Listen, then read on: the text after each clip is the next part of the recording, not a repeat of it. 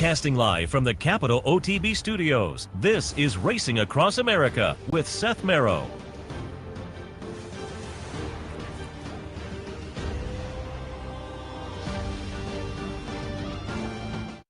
This is Racing Across America, and I am, of course, Seth Merrow. Thanks for joining us on a Sunday morning, a kind of snowy Sunday morning in the Capital District. The roads, if you haven't headed out yet and you're headed out, the roads are clear. Well, maybe an inch on the ground. Unfortunately, wasn't it like 60 degrees 2 days ago? Life in the Northeast, but I did have to scrape up my way. So if you haven't headed out yet, give yourself 5 extra because I did have to scrape off the windshield. That was the drawback this morning. Otherwise, it is a Sunday, and that means that there is NFL football here at the Clubhouse Racebook. We would love to have you stop on by and enjoy racing action and football action here at the Clubhouse Racebook. That happens every Sunday throughout the NFL season.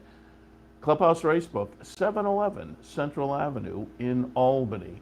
Also want to thank our friends at Gulfstream for their sponsorship of this and some of the other programming and events here at Capital OTB.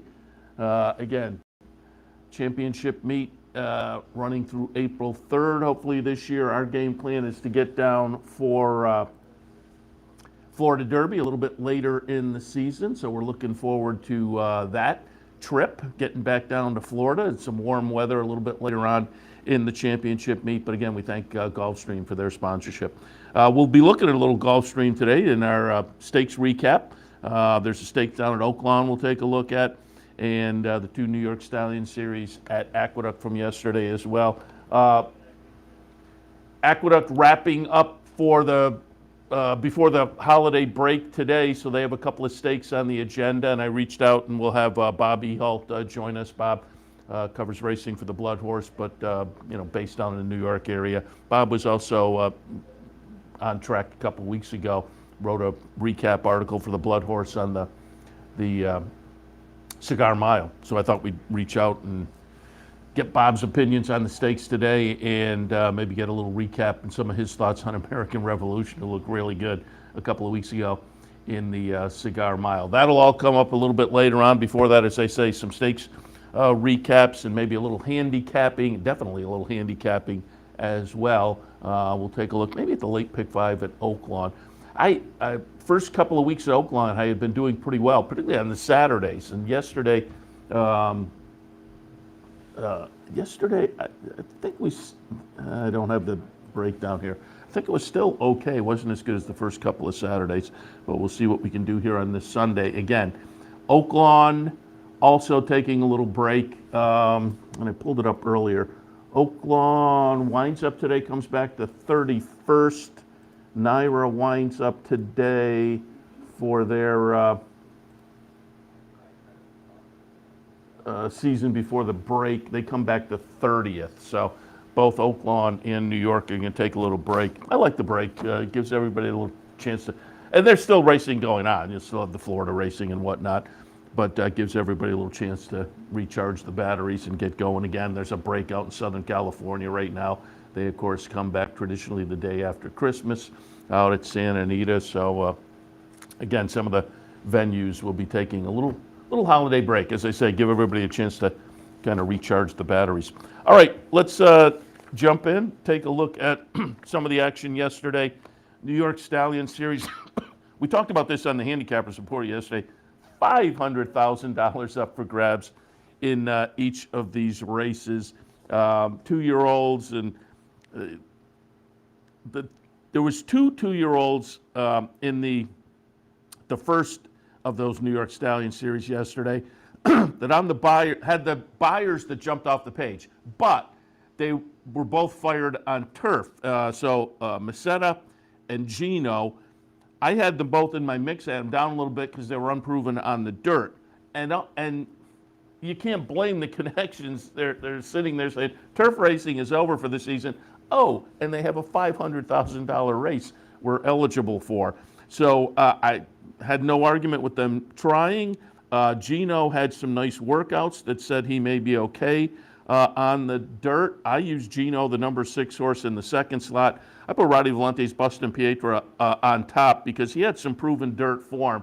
You can see he's sitting in third, and then when the running starts, just can't make up some ground. But out there in front was Unique Unions. Another one, the Rick Schasberg horse, also had some dirt form. He's going to wind up third, Unique Unions. Unojo, the number 11 at 23-1, winds up second, but making a nice move here late, coming with a nice little closing kick. It's Gino for Dave Donk. Gino gets it done at 8-1, and chart margin, you can see here, it's a little bit of a battle, but chart margin winds up to be a neck. Gino getting it done, 8-1 over 23-1. What you wind up with for a buck, you got $189 in the exacta. Unojo was a Tony Dutrow horse, moved into the barn of Tony Dutrow, had been racing at Delta Downs, but this was a New York bred. The price was maybe a little crazy. I mean, it's one of those folks maybe were a little too plugged into the buyers, me included. I didn't use the horse, but it broke the maiden down at Delta Downs, stretched out to a mile last time, and tried a stakes race down at Delta Downs. So obviously Delta Downs facing Open Company, comes up to New York to try New York breds, moves into the barn of Tony Dutrow. Made a nice little second there, again at 23-1. But it was a great performance from the winner. Had that nice closing kick, gets it done after 3 tries on the turf that again were pretty good tries. Broke the maiden in the debut against state breds. Then tried Open Company in a stake and ran a close-up second on the turf. Same scenario last time for Gino. Tried Open Company on the turf, but wound up 6th there.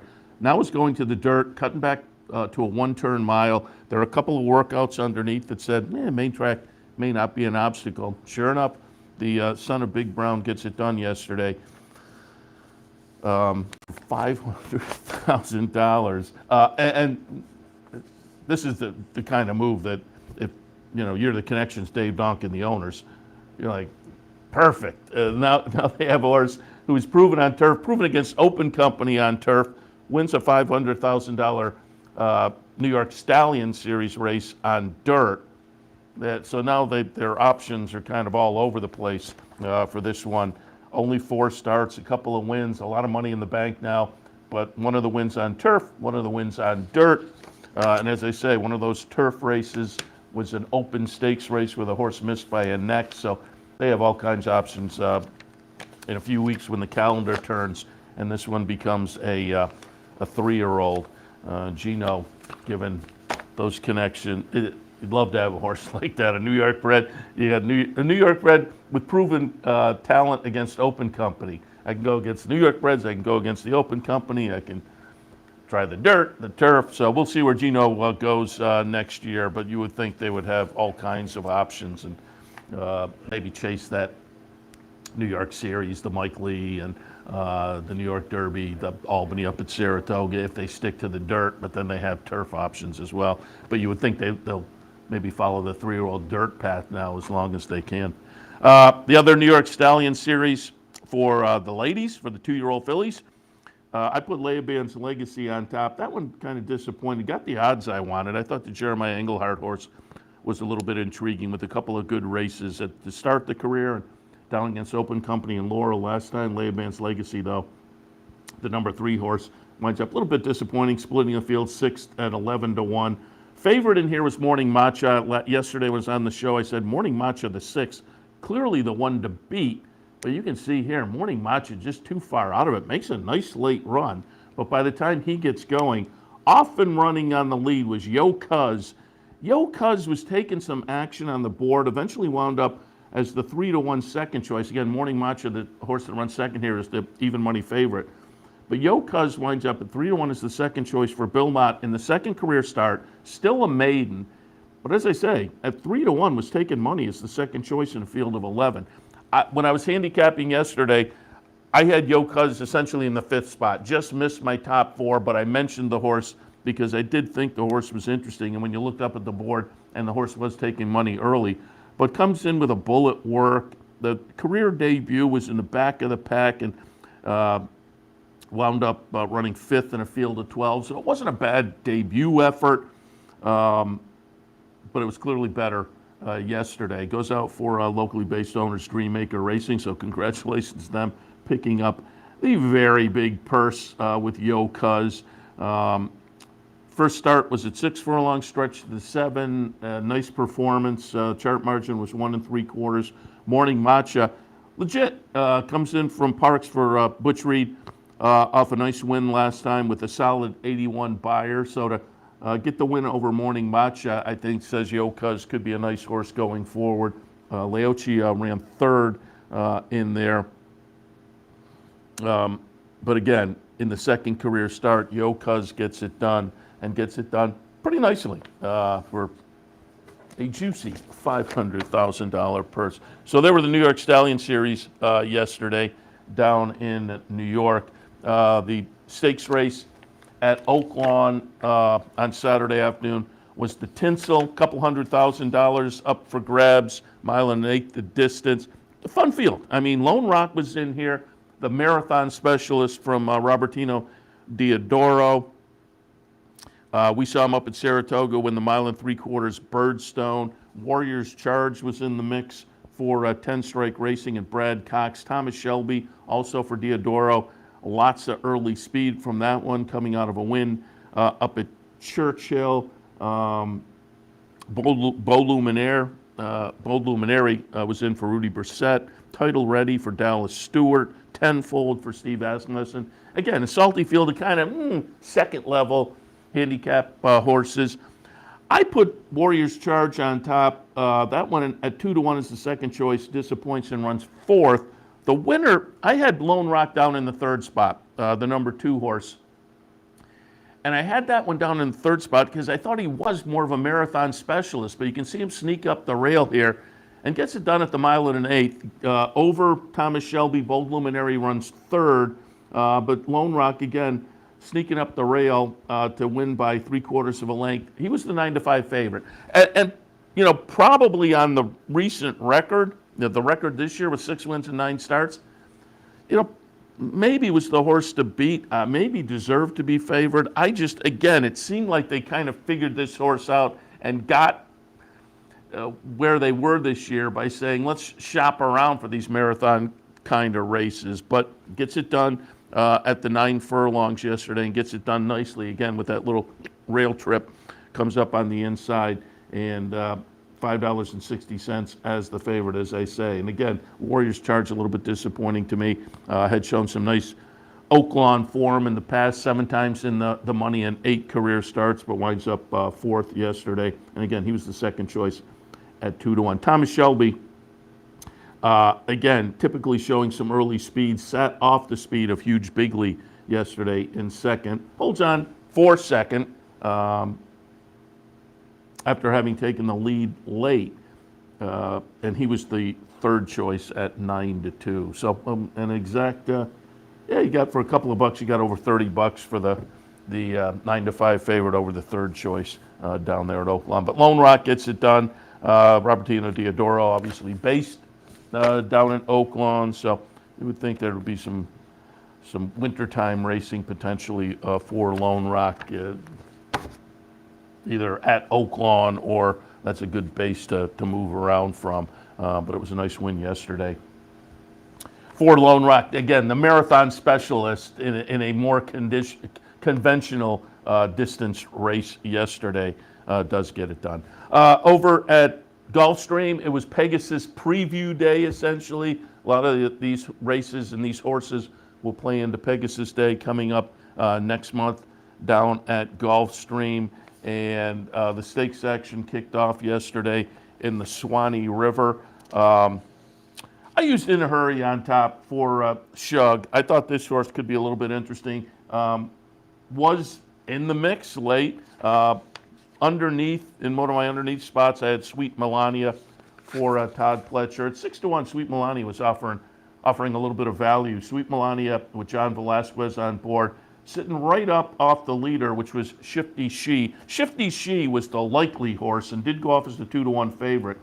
Those two, Shifty She, the 3 horse, Sweet Melania, the 10 horse. You can see they turn into the lane 1-2. Shifty She had been leading, but Sweet Melania in a stalk and pounce makes the move. The Shug horse, I kept feeling like, man, maybe we'll get the momentum. And then, 100 yards from the wire, so you just see not enough momentum. So again, in a hurry, the horse I had on top at 5-1 runs an okay third, but just got going a little too late and didn't have any kind of momentum to make up that ground that was needed in there. But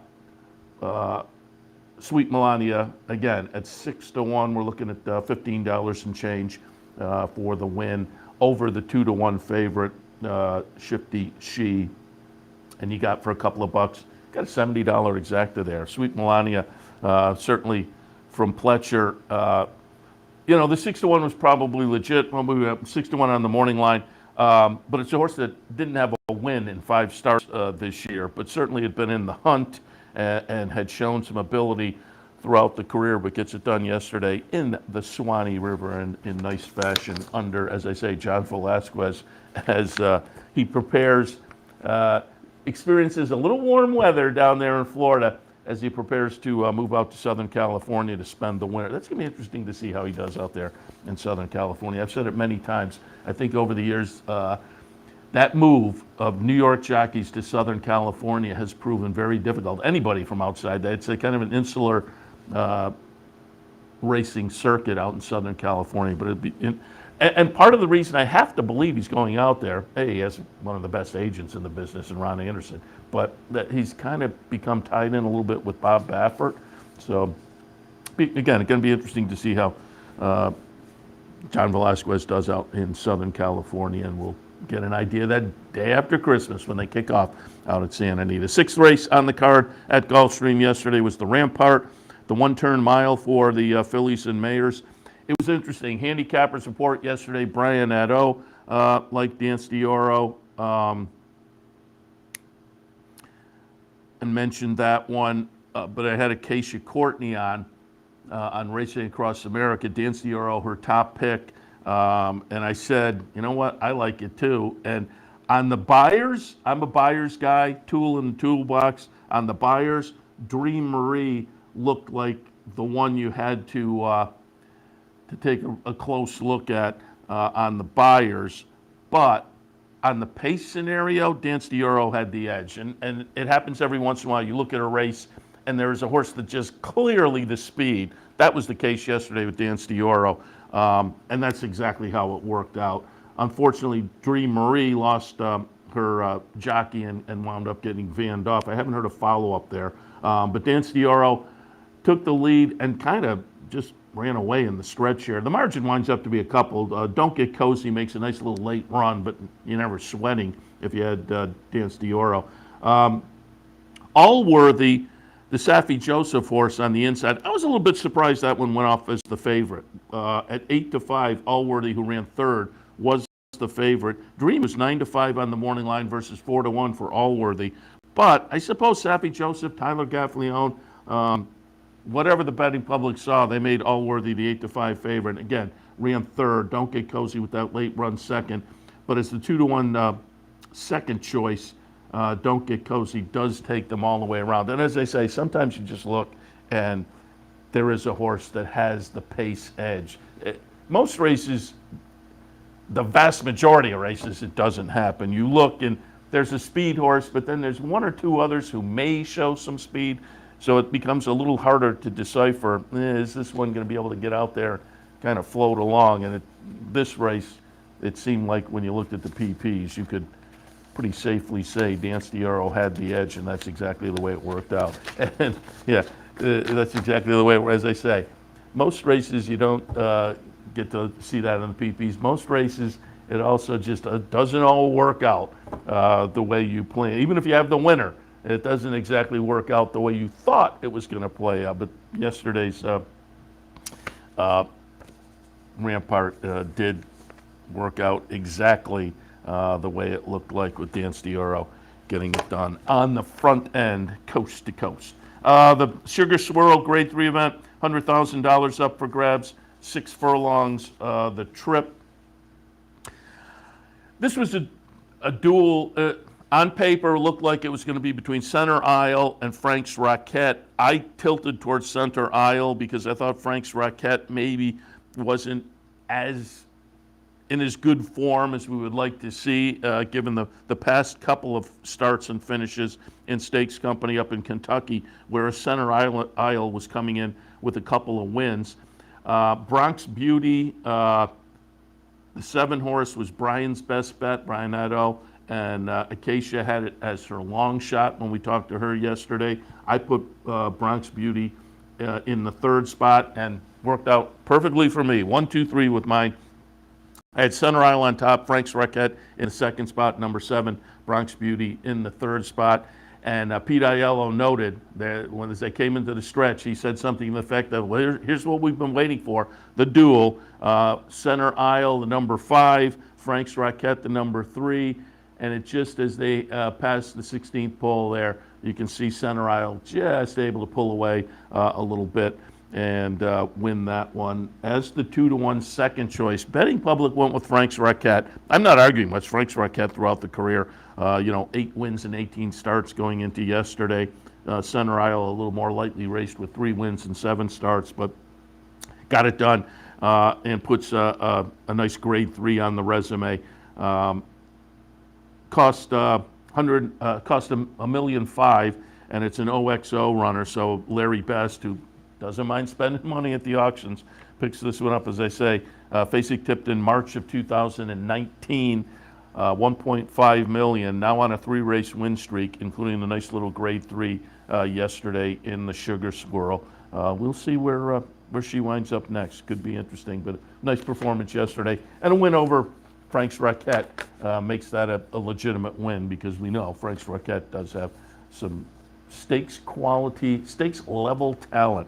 The Harlan's Holiday, a mile and a 16th for the Olders. I thought Mighty Heart was interesting in here because I wasn't sure what to do with Fearless off the last start. Fearless, very talented for Pletcher and Rapoli, but had a layoff from May until November.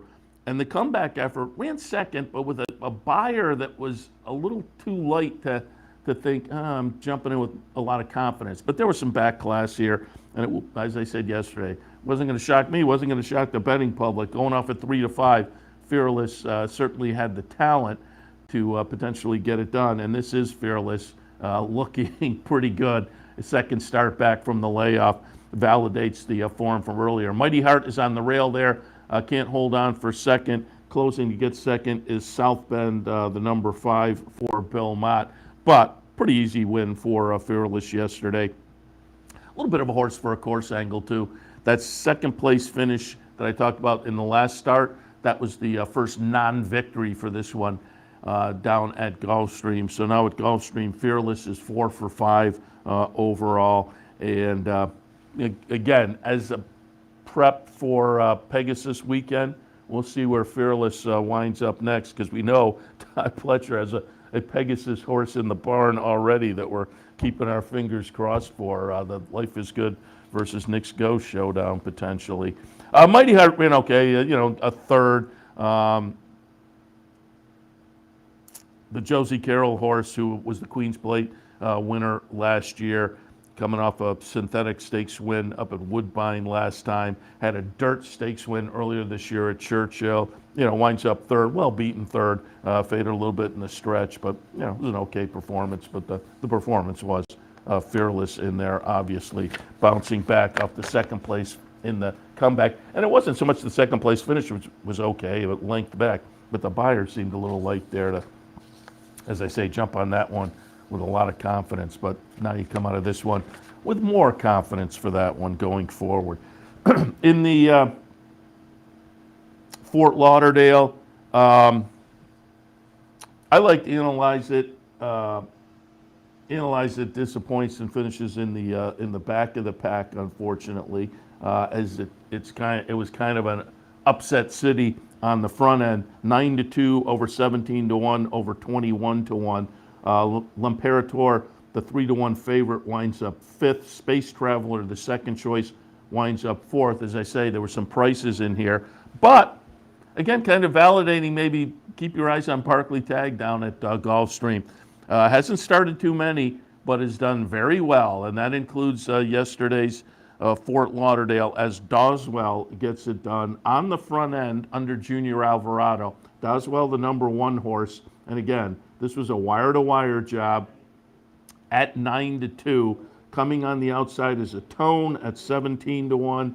And then English B, the number 4, at 21-1, running third. But on the front end, Alvarado, Barclay Tag, and again, Barclay Tag with limited starters so far at the meet has been doing very well. So as I say, maybe worth kind of paying a little attention to the venerable Barclay Tag and his runners at this point down in South Florida at the championship meet. But Doswell getting it done in the Fort Lauderdale. And again, we'll see how all of this plays out in a few weeks as far as these horses and how the Pegasus, preview day plays into the Pegasus itself. But there were some nice performances, and we'll see how it all plays out again with whether these horses choose to go to Pegasus Day and those stakes or other spots. But you would think certainly some of them will be showing up on Pegasus Day in a few weeks. And again, looking forward to that with hopefully, not good. Got to keep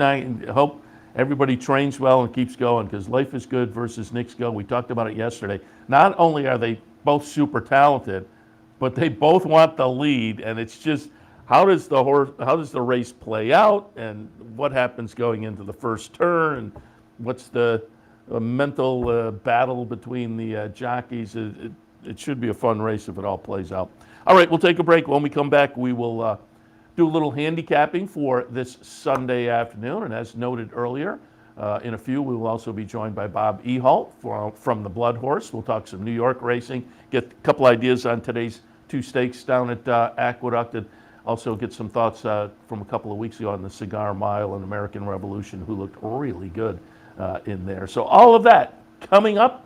Stay tuned.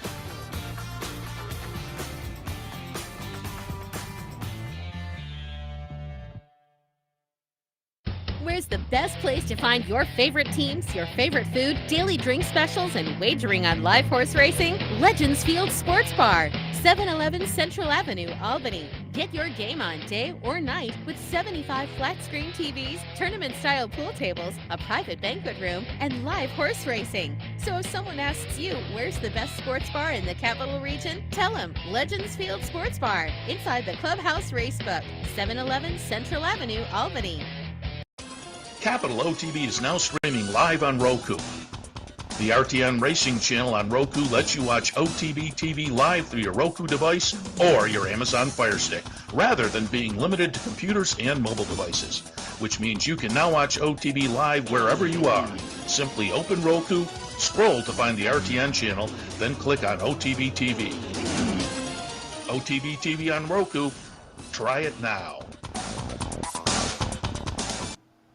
Welcome back to Racing Across America on this Sunday morning. Let's take a look at some of the Oaklawn action for this afternoon. Maybe we'll take a look at the late pick 5. Again, scratches aren't up yet, so this is pre-scratches look. But we will have a closer look also later on this afternoon with OTB Live. You can tune in for that. And again, we'll kick things off lunchtime-ish as usual. So again, another hour and a half or so, we'll be back with OTB Live. We'll have some Oaklawn, some Aqueduct, and some Gulfstream in the mix. The late pick 5 at Oaklawn today kicks off in the 5th race with a maiden 50 claimer, 3/4 of a mile. I have an 11, 3, 9, and 6. That puts Zamuda on top. By Violence, a win early sire. This one has not lived up to that yet, with 3 straight 4th place finishes.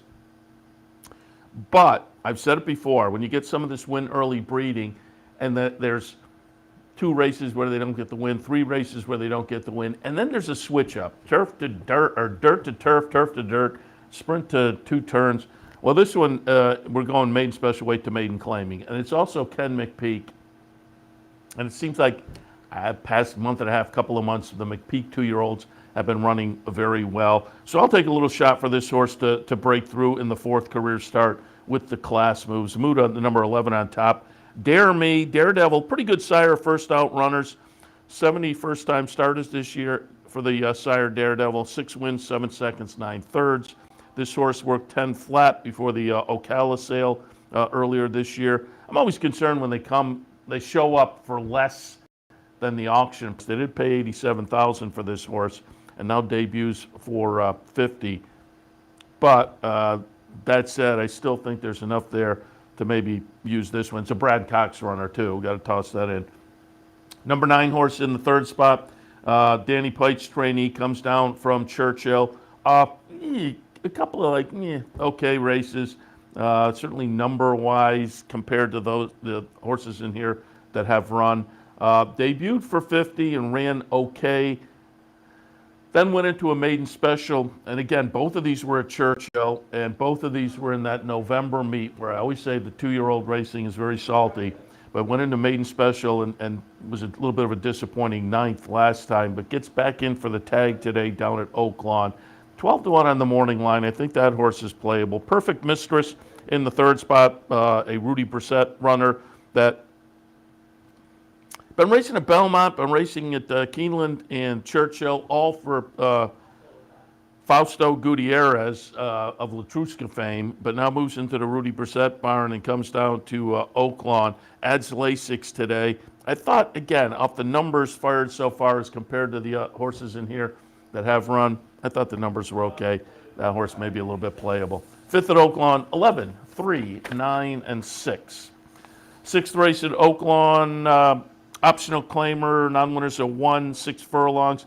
I have it 7, 2, 6, and 1. I'll put Parlance on top. Steve Asmussen trainee. Broke the maiden in the 2nd career start, living up to the win early sire McLean's music. But more importantly, did it up at Churchill with an 81 buyer figure, which I just think, this time of year for a 2-year-old stands out. If we can buy into that figure, Parlance, to me, seems the one to beat. I will say 9-2 on the morning line versus 5-2 for Maritime. I'm wondering if a lot of the Maritime morning line, though, is based on who Maritime is. Maritime is a sibling to Beholder and lived up to it in the debut. Looked good, pretty good in the debut at Keeneland with a nice daylight win. But the buyer was a little light. So I'm willing to take Parlance and hope we put a couple of nice buyers together, and I think Parlance, in that scenario, might have the edge over Maritime. But again, being a sibling to Beholder and having won by daylight in the debut, maybe there's still some upside. I mean, what kind of a buyer was the horse going to fire? I won by almost 3 lengths. You're not going to, in the debut, work on the horse to go any faster necessarily. So again, we will see. It'd be fun to see what Maritime does in the 2nd career start. Como Square in the 3rd spot for me, another Brad Cox trainee. He trains Maritime, by the way, but another Brad Cox trainee. Como Square won the debut at Indiana Grand on a muddy track, and the track has been off there last couple of days down at Oak Lawn. We'll see what it's like today, but this horse does have off-track experience and claimed out of an expensive claiming race at Churchill last time. Lady Scarlet won for the maiden tag of $150,000. Somebody dipped in and took the horse, moves into the Mike Maker barn, and I think off of that maiden breaker last time and a nice little bullet workout coming into this, Lady Scarlet playable. In the 6th at Oak Lawn, 7, 2, 6, and 1.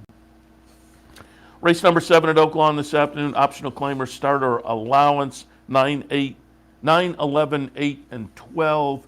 Eskinford is in here. When I saw Eskinford, I thought, hey, it's our friend Joe Christofek and his brilliant racing. And then I realized, oh no, the horse won last time up at Churchill and was in for a claiming race, and sure enough, got claimed. So I know they were very fond of Eskinford, one of their nicer horses who would put some money in the bank for them. Called the horse Kenny, but sometimes you just got to be realistic. And so they dropped the horse in for a tag. And Eskinford was picked up, moved down to Oak Lawn. I didn't use that one today in the new barn, but Chris Hartman off a claim is a trainer you have to pay attention to, so I wouldn't argue against Eskinford. But in the 7th at Oaklawn, I went 9, 11, 8, and 12. I put, I said the scratches weren't out yet. I put Thomas Shelby on top. But given that he ran yesterday, I'm pretty sure he's probably out. So I'm now left 11, 8, and 12. We'll put short list on top. Comes out of a 4th and a 5th in the last couple of starts, Churchill and Keeneland. It's just one of those scenarios where you look at this horse, and I'm going to kind of draw a line through the last race number-wise, but the numbers just before match up pretty well with this particular group. So we'll put short list on top. The second slot, we'll take a look at first line, the number 8 horse. Comes out of some allowance races up at Churchill, Keeneland, and Saratoga in the last 3 starts. Drops in for the $35,000 tag today. Improving buyers in the last 3. I think this one is very playable. Mike Maker, as noted, and Ricardo Santana. And then outside to number 12, Bodie's Maker, Norm McKnight trainee. A little bit of ability at Oaklawn. Half of the 12 career starts, 6 of them have been exacta finishes. Hasn't been seen since May at Churchill. But if this one comes back ready, again, the return to Oaklawn may be beneficial. In the 7th at Oaklawn, 9, 11, 8, and 12. 8th race today at Oaklawn, $100,000 up for grabs in an optional claimer. Non-winners a 3 lifetime race. I have it 1, 4, 7, and 2. Caddo River on top. I looked for other options. Caddo River hasn't been seen since the 6th place finish in the Woody Stevens behind Drain the Clock up at Belmont. That was in June. I looked I thought, if Caddo River comes back ready, and boy, that bullet work on December 4th says Brad Cox likely to have him ready. Trying older horses for the first time. In picks, I would probably use some other alternatives as well. But again, Caddo River had shown some talent, and had shown some talent at Oaklawn as well. Won the Smarty Jones here earlier this year. So I'll use him. But again, there are some questions moving in against older off the layoff. Irish Unity has some early positional speed. Tried a mile race last time up at Churchill. Showed speed before fading. Tends to have a little bit of a lack of heart late, but does have early speed, which does make this one dangerous. I think there are other horses in here, though, that should challenge early. Atoka in the 3rd spot. Wayne Lucas, who won yesterday, was there a day before? Yeah, I think it was yesterday. The coach, Wayne Lucas, had a win. Boy, that race at Ellis 3-back is enough to kind of tout Atoka. In the 8th at Oaklawn, 1, 4, 7, and 2. And we wrap up the action at Oaklawn, not just for Sunday afternoon, but again, they will be taking a break until the 31st after today. So the 9th at Oaklawn goes off our time at about 5:13. 3, 7, 4, and 10. The 6, to me, All the Diamonds from Mike Maker is also playable. And I think the betting public will be using All the Diamonds. It just missed my mix, but I'm not talking anyone out of it. But I put Devil's Tower on top. Claimed last time, Chris Hartman, good off the claim. This horse has won 2 of the last 3, and then again, you have a claimer, a claiming horse for a claiming trainer that I think should be very playable in here. 2nd spot, Freudian Fate, another one coming off the claim for a trainer who's okay off the claim. This one has a 3-race win streak, Saratoga, Keeneland, and Churchill, and I think it's going to class up okay with this bunch. And then Outlier goes out for a trainer who's having a pretty good start to the meet. And I said, talking about this yesterday, sometimes early in the meet you have to watch some trainers who get off to good starts and kind of ride it until that switches. And again, this guy, Norm Cash, going pretty well. And this horse tossed in a clunker last time in a similar event. I think the horse is better than that, though. I'll use him today. In the 9th at Oaklawn, 3, 7, 4, and 10. Taking you with some ideas through the late pick 5 at Oaklawn. Hopefully we all have a little success there. But again, we'll be back this afternoon for a closer look during OTB Live. But now we'll take a break. When we come back, we will shift our focus to some New York racing with Bob Ehalt. Stay tuned. Welcome to Albany County, an incredible destination to live, work, and play, with easy connections to more than a dozen cities from our vibrant modern airport. It's a short trip downtown to a hive of culture and amusement, from world-class shows at the newly renovated Times Union Center to reliving the past at the New York State Museum. From outdoor recreation to shopping to nightlife, Albany County has something for everyone. We'll see you soon.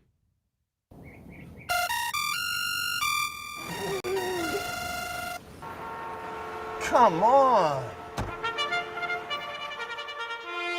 I want sales reports on my desk by Monday. Whoops. My bad. Love racing?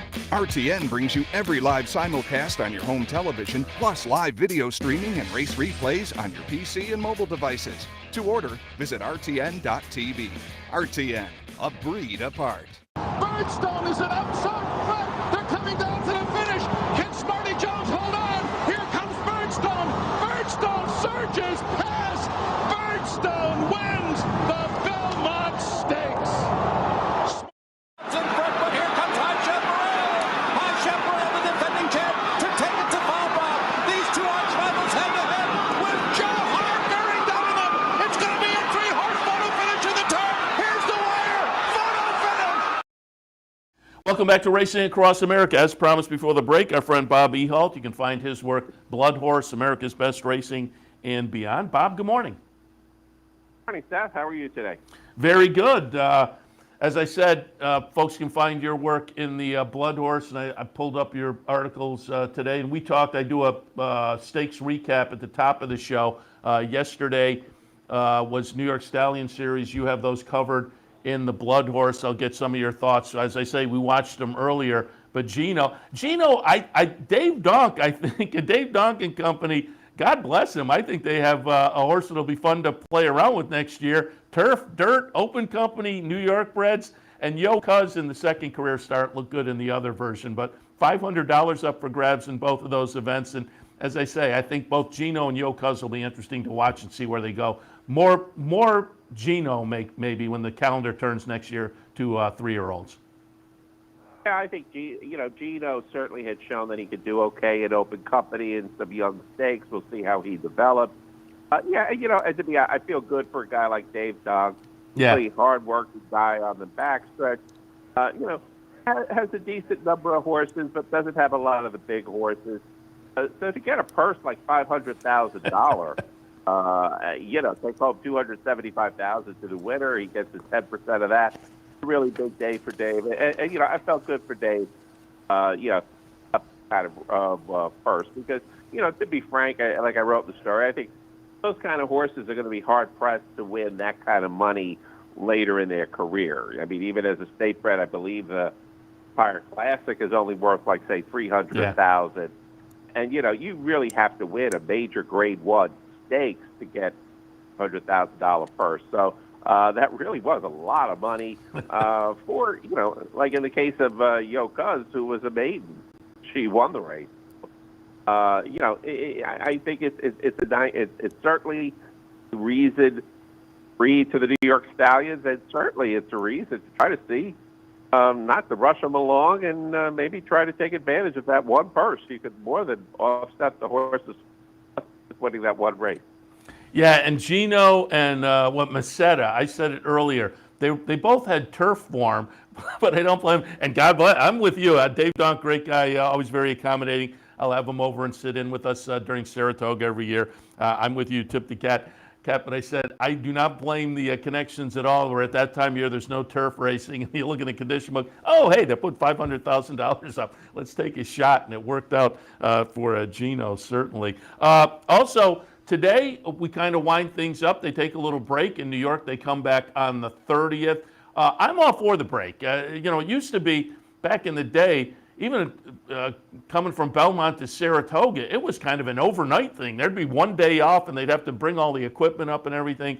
But now there's that little break after Saratoga. I kind of like this year-end break, too, where we take a week and a half off or so for the holidays. I think it gives everybody a chance to kind of recharge the batteries. I think it is. I think there's good timing. Look, it's a tough time. Really sit down and get out your racing form or your sheets and do the numbers and everything. You got so much going on with traveling, with shopping, with doing things, and it does let the racing community at least engage in that. And I think it is helpful to. It will help with the field size and everything by giving people some time off. I mean, I thought it's been a pretty good Aqueduct meet so far. Maybe not the best quality of horses, but there's been some pretty good-sized fields, some pretty competitive races in some of these cases where you could really figure things out. I think it's a good time for a break, and hopefully it does get everybody in good shape to continue filling the entry box when we finally turn into 2022. Yeah, knock wood. I'm all for that as well. Also, I have to ask you before we get into some thoughts on today. Have you gotten over to Belmont and taken advantage of the new arena? No, I haven't been able to go to an event yet. I'm looking forward to it. Kind of seen it being coming into creation over the last few years. But I'm not a huge hockey fan. Kind of funny. I went to see. They have Genesis there. I went to see Genesis at the Garden. Then they played a couple of days later at the BS. No, but I'm looking forward to it. I definitely in the next couple of weeks. I think I want to try have some free time. Maybe want to try to get over there to see. I hear the arena's beautiful, and kind of see what how the whole situation works out with the with everybody there and how it does impact the racetrack side of it. Yeah, they're hoping for, and I'm hoping for as well, there's some synergy, and I can see that happening. And so it'll be interesting to see how it plays out when we get closer and to Belmont season itself. I have to ask before I go on now, how was Genesis? I'm a Genesis fan. It was good. I mean, the music was good, but, to be frank, Phil Collins he's had a lot of medical issues. He's kind of refined to sitting in a chair. He's not the Phil Collins we kind of will remember bouncing around the stage and, being so animated and everything. So it's a little bit of a reminder of how old we're all getting from that kind of generation. So, but the music was good. The music was good and fun. I can completely relate. A couple of years ago, I went up to Tanglewood, and Boston Pops was playing Tommy with Roger Daltrey in front. And it, like you say, it was great, but it was, the whole swinging the microphone thing was a little slower than it was years ago for Roger Daltrey. And you looked around the audience and you could tell, it's a whole different. But I like you, the music was very good. So, all right, let's jump in for this afternoon, get a couple ideas, because they do kind of wrap up before they take the holiday break with two nice little stakes today. So I thought we'd get some opinions. The Gravesend will kick things off in race number 7, $100,000, 6 furlongs to the trip. Dave Grenig reported a couple days ago that Wonder Where Craig Is will come out with a foot infection. So that was the likely favorite in here. But we're left with a field of 5. I'm tilting towards Chateau, and I went back to March 6th of this year, the Tom Fool, and this is a win over the track for Chateau. Chateau will be the number 3 horse here on the replay. Kendrick Carmouche was on board that day. He'll be on board again today. A good overall record at Aqueduct for Chateau. 6-1 on the morning line. Be interested to see how it shakes out now with Wonder Where Craig Is out of the mix. But what are your thoughts in the Gravesend? I had talked about having some full fields, without, I thought for sure Wonder Where Craig Is when you look at the PPs. He certainly was the standout and the most likely winner of the race. Without him, it changes the complexion. Chateau, like you say, I would think Chateau should be your second. He should inherit the sprint role in the race. He has some lot of speed, but I think he's going to get pushed by Jackson Traveler. I'm just not sure if Chateau is really ready for a primed effort. He did falter last time. was carrying a lot of weight because of the conditions of the race. But I kind of wonder how fast Jackson Traveler is going to push him. If he doesn't push him, Toe should be able to handle the field. I think it's a pretty even field though when I look at it, and the one who I think might be sitting on a good race. I'd like to see what the board is on, especially in the 5-horse field. If the price isn't that inviting, Wendell Fong looks like a horse who might benefit from a pretty quick pace, because I would think Jackson Traveler wants to win from the rail. He's going to go, and I think those two might be pushing enough that perhaps Wendell Fong works out a pretty good trip here. We'll see how much moisture is left of the track by the time the race comes up.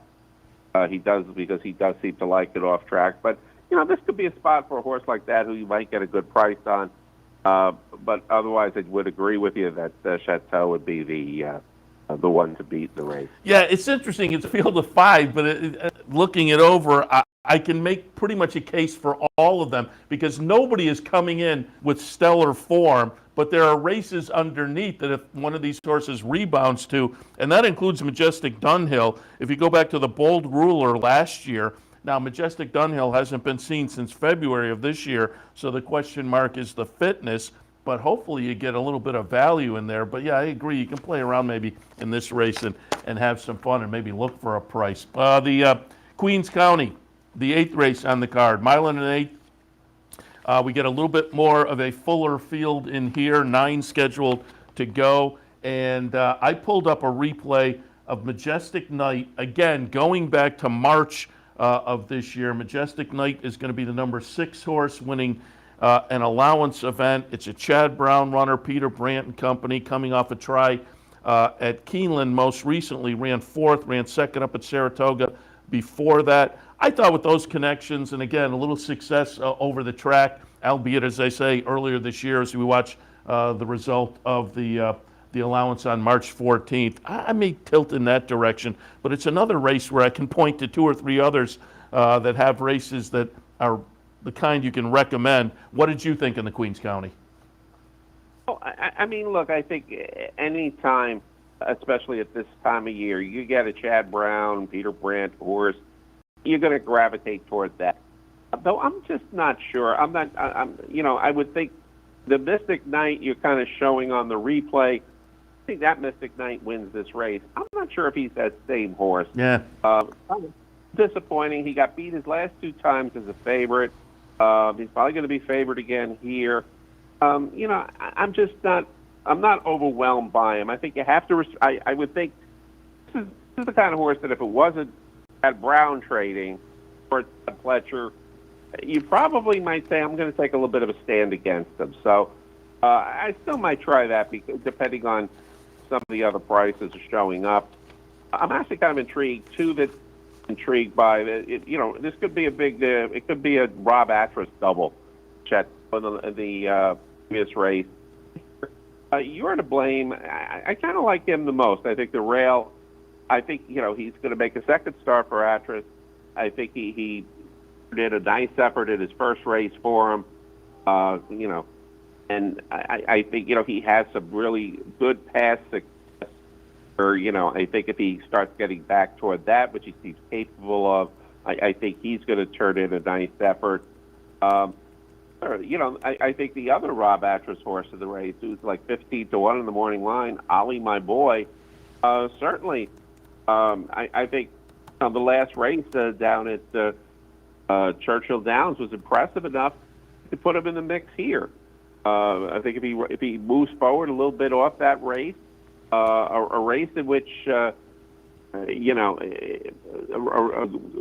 good race and performance in Churchill, he did run against You're to Blame, both in that same race. So You're to Blame wound up with a better performance. I think one was 3rd, one was 5th. Yeah. I like that race, and I think those 2 horses, and if there's that big of a disparity in odds, you might want to consider long shot of the 2. But let's say right now, I'm kind of leaning toward, you're to blame. And I tell you, I think this is the same thing like the last race. It's a pretty competitive race. This one being bigger. I tell you, one that I looked at, another I looked at a price who might factor into the outcome. Warned, this is a horse from a guy from Uriah St. Louis, who always come up with 30-1 shots when he wins. He doesn't win at 2-1. He's probably going to be, if he's 30-1 morning line, who knows in this field. I think it's a really wide open race. Yeah, I think both of them are fun races today, and we'll play into maybe adding some value to the pick bets this afternoon. You kind of alluded to it before. The meet has had some head scratchers that were certainly demonstrated by that 3-day carryover a week or so ago, and it's been that kind of. It's been a fun meet, and if you predicted correctly, you could wind up with some dough. But on a short price side of things, going back a couple of weeks, and you covered it for the Blood Horse, so I wanted your boots on the ground, your firsthand eye view of the result of the Cigar Mile, because I think American Revolution going to wind up being a nice little handicap horse for Todd Pletcher, and a pat on the back to the New York bred program. We're going to watch the stretch run again here, and American Revolution as the 5-2 favorite. The number 3 horse gets it done, and Pletcher Exacta following C runs second, Plainsman third. It was a salty group in here, and so American Revolution with a 104 buyer, as I say, stepping out against older open company, grade 1 open company. This was a pretty good performance. Your thoughts on the Cigar? I thought, both the Pletcher's horses who ran 1-2, American Revolution and following C, both 3-year-olds, and I think we're going to hear a lot about them in the coming year. American Revolution, I think it'll be interesting to see what they wind up doing with him. Part is, he's owned by Windstar. Windstar has another 3-year-old who's going to be, in my mind at least, is probably the morning line favorite to be Horse of the Year next year. That it's still a lot to go. So they have Life is Good. He's the horse that they're going to try to really bind some of those very rich races at the start of the year, like the Pegasus, maybe one of the overseas races, Dubai or Saudi, depending on how he comes out of it. I think they're going to be a little patient with him. Elliot Walden from Windstar kind of indicated to be a campaign, centering on the middle of 2022, perhaps the Met Mile, and then you kind of see where you go with that with the horse. But yeah, I think he certainly has a lot of potential. I would think under some normal conditions, we might have seen this horse in the Pegasus. Yeah. To try, but when you have a horse like Life is Good, you don't really want to have somebody else, shall we say, get in the way possibly. So, I think he's going to be a horse that we're going to hear from. I think he could go the mile in an eighth too. So a race like the Whitney's, not out of question for him. Races like that, and certainly. The horse who was second, going C, maybe a mile is a tad long for him, but I think certainly, he showed. He was third at last year's Breeders' Cup Sprint. That race being held in Cleveland, which is not going to be as maybe a little different than the West Coast track that he had a run on this past November. I think he's another horse who you might see in the Met Mile. I think more likely you're going to see him in races like the Vanderbilt, the Forego at Saratoga, being a sprinter. But kind of a nice performance because you had a couple of horses in there who are now heading off the stud in Independence Hall and Card of Honor. Really didn't run well. And the outcome was really good in terms of racing for next year because you've got a couple of 3-year-olds who will be running in some of the major Grade 1 stakes. Yeah, that's a great point. Speaking of that, next year, also get a quick thought on the Remson and Moe Donald. I thought both the first 2 finishers were horses to watch and maybe come into the 3-year-old season with a little buzz. And I will say, I don't think I have it here. I may have it for the folks who a week before had jumped on Moe Donald in the futures pool. They got Moe Donald at 37-1, so I think they were probably thrilled with the result of the Remson. But Moe Donald and Zandon both come out of the the Remson with 89 buyer figures, and I thought it was a nice performance by both of them with a result that is promising for the calendar turn in a few weeks when they become 3-year-olds. I will say, I mean, the Remson, has a spotty history of trying to turn out some of the top 3-year-olds.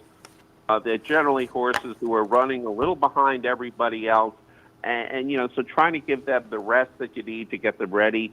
Triple Crown season could become problematic, and then it becomes a long campaign for them to get them to the Triple Crown. But yeah, I thought 2 promising efforts. It'll be interesting to see exactly what roads they take. I thought they, I agree with you. If you got one of them at 36-1 in the future book, yeah, you're pretty happy about that. I think you're in good shape. It's the Remson is the type of race where we've come to understand, okay, but I'm going to say, all right, now let's see how you really do at 3. This year, especially with the specter of will Prince horses be in the Triple Crown, will they get the points?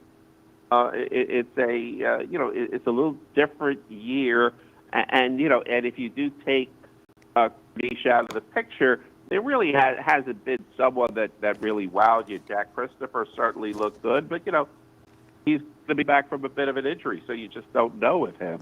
So yeah, certainly given how wide open the 3-year-old is with remarks about Corniche, so certainly I think there are a couple of horses to watch. Yeah, and I should have mentioned also Moe Donald, you got 37-1, but Xanthan, you got 56-1.